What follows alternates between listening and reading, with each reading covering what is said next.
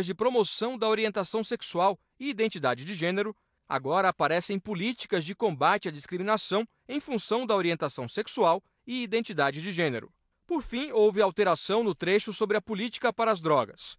A versão anterior pregava a necessidade de olhar para experiências internacionais que colhem resultados positivos com a descriminalização e a regulação do comércio. A atual apenas cita experiências internacionais, sem usar a palavra descriminalização. O PT entrou com uma ação no Tribunal Superior Eleitoral, pedindo a inelegibilidade de Bolsonaro, em decorrência de um suposto esquema de divulgação de notícias contra o partido, que teria sido pago por empresários. Os advogados do PT entendem que houve abuso de poder econômico e uso indevido do WhatsApp. O partido se baseou em reportagem do jornal Folha de São Paulo, publicada hoje, segundo a qual empresários pagaram pelo impulsionamento em massa de mensagens contra o PT e preparam uma grande operação para a reta final do segundo turno.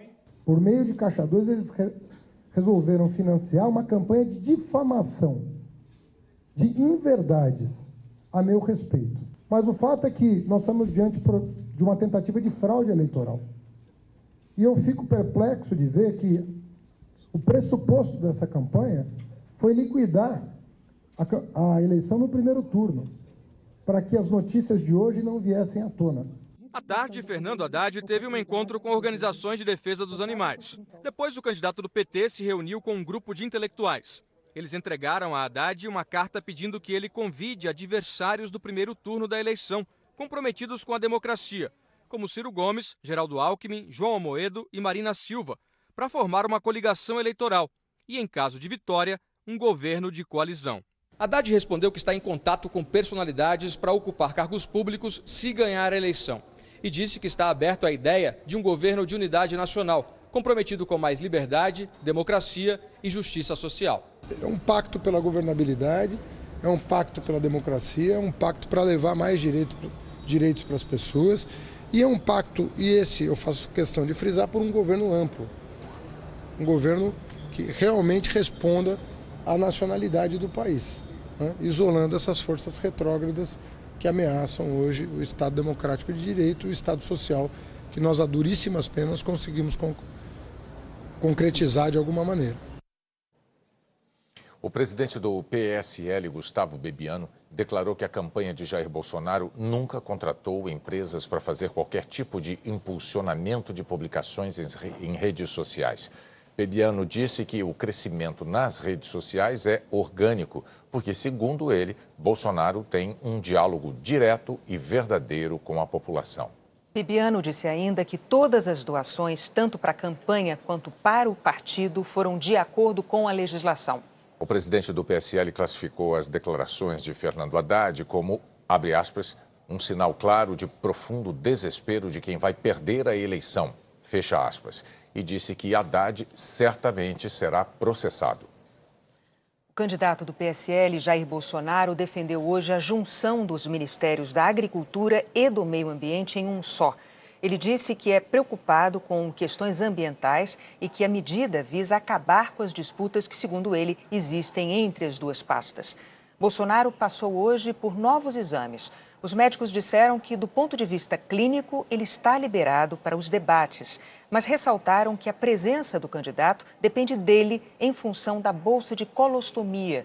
Segundo os médicos, a bolsa deixa alguns pacientes fragilizados. Bolsonaro disse que não se sente em condições físicas de participar dos debates. O candidato do PSL não saiu de casa durante a manhã. Às 9h45, os médicos do Hospital Albert Einstein de São Paulo vieram até a casa dele, na Barra da Tijuca, na zona oeste do Rio, para avaliar Jair Bolsonaro. A primeira cirurgia do candidato, depois que ele sofreu uma facada durante a campanha em Juiz de Fora, no dia 6 de setembro, completou agora 42 dias. Depois, Jair Bolsonaro sofreu ainda outra intervenção. Desde que ele teve alta no hospital, no dia 29 de setembro, Jair Bolsonaro tem sido avaliado aqui na casa dele, neste condomínio do Rio. Mas hoje, os médicos saíram sem falar com a imprensa às 11h50.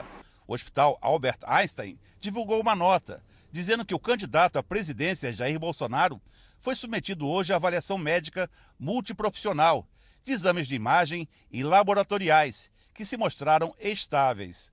Apresenta boa evolução clínica E a avaliação nutricional evidenciou melhora da composição corpórea, mas ainda exigindo suporte nutricional e fisioterapia. Ainda permanece como fator limitante relativo à presença da colostomia. Os médicos Antônio Luiz Macedo e Leandro Echenique, ouvidos pela TV Globo, disseram em mensagens que o comparecimento a debates depende apenas dele, ou seja, do ponto de vista clínico, ele está liberado.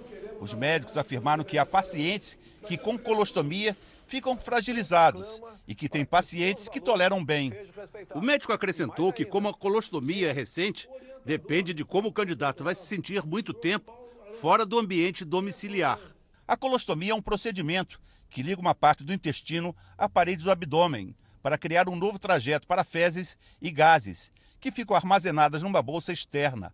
À tarde, o candidato disse que não se sente em condições físicas de ir ao debate em função da bolsa de colostomia. Eu estou me sentindo bem, temos as restrições pela gravidade exatamente da lesão. Foram aproximadamente 15 centímetros a facada, perdi 2 litros de sangue no mesmo dia, cortou vários pontos do intestino, inclusive o grosso, onde espalhou fezes por toda a região abdominal, e a restrição é bolsa de colostomia. Então, eles até dizem, né, que eu poderia comparecer a um debate, mas teria muita chance de ter uma recaída, um problema, e ter que voltar ao hospital. Então, conversando com a minha família, em primeiro lugar, a minha saúde. Afinal de contas, não adianta ser presidente sem saúde. Jair Bolsonaro também falou sobre sua intenção de unir o Ministério da Agricultura com o do Meio Ambiente e disse que isso não prejudicará a necessidade de preservação de áreas como a Amazônia. Olha, a Amazônia tem que ser preservada, ninguém discute isso aí, mas temos problema na Amazônia. As enormes reservas indígenas, que há muito tempo, a autodeterminação dos povos indígenas, ao entrar nesse caldeirão, nós podemos ter novos países dentro do Brasil. Temos que nos preocupar com isso. Na visão de Bolsonaro, a junção dos 2 ministérios não dificultará a defesa do meio ambiente, principal preocupação dos ambientalistas, mas reiterou que seu desejo é acabar com as disputas que diz haver hoje entre as duas áreas. Não dificulta, porque eu poderia botar uma pessoa do mesmo perfil ideológico na agricultura e no meio ambiente, não dificulta em nada. Agora, o que não pode continuar acontecendo? É uma briga entre ministérios. Então, um partido indica o ministro do meio ambiente, o outro partido indica lá para a agricultura, e os problemas estão aí. É a indústria da multa, é para você tirar uma licença ambiental, que, lógico, você tem que fazê-la com bastante cuidado, mas não pode levar 10 anos, ou simplesmente não se conceder uma licença ambiental. Essa forma xiita de tratarmos o meio ambiente, que eu estou preocupado. Agora, sou sim uma pessoa interessada em preservar o meio ambiente. A Procuradora-Geral da República, Raquel Dodge, afirmou que a disseminação de mensagens falsas nas redes sociais não convém à democracia. Ontem, a presidente do TSE pediu serenidade às candidaturas de Jair Bolsonaro e de Fernando Haddad. A ideia de reunir os dois lados foi da própria presidente do Tribunal Superior Eleitoral, ministra Rosa Weber. Estavam presentes os ministros do Supremo e do TSE, Luiz Roberto Barroso e Edson Fachin. A ministra pediu aos advogados das 2 candidaturas à presidência serenidade, compromisso contra a violência e contra a divulgação de mensagens sem fundamentos atacando as urnas. O advogado de Jair Bolsonaro disse que as mensagens falsas são preocupação da campanha e que o candidato quer que os casos de violência sejam apurados. Eu penso que só o fato de nós estarmos aqui dialogando já é uma vitória, sem dúvida alguma. Um dos coordenadores de campanha de Fernando Haddad disse que é importante descobrir a origem das mensagens falsas, as fake news. A disseminação de fake news dessa forma, ela deforma a democracia brasileira. Ela altera o resultado eleitoral. Os representantes dos candidatos também fizeram sugestões à ministra. Entre elas, que Rosa Weber faça um pronunciamento com uma mensagem de confiança de que as urnas são seguras. Uma das preocupações do Tribunal Superior Eleitoral é combater as contestações à votação eletrônica, muitas propagadas por meio de fake news. Hoje, os advogados das campanhas de Bolsonaro e Haddad também se reuniram com a Procuradora-Geral Eleitoral.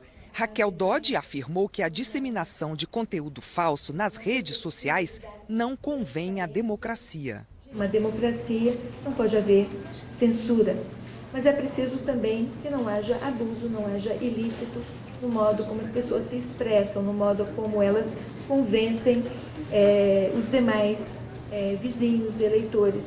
a apoiar um determinado candidato e também não pode haver uma cooptação viciada da vontade eleitoral. O ministro Edson Fachin pediu fair play para que os candidatos sigam as regras do jogo. Pratiquemos o fair play, que significa cumprir e fazer cumprir as regras do jogo.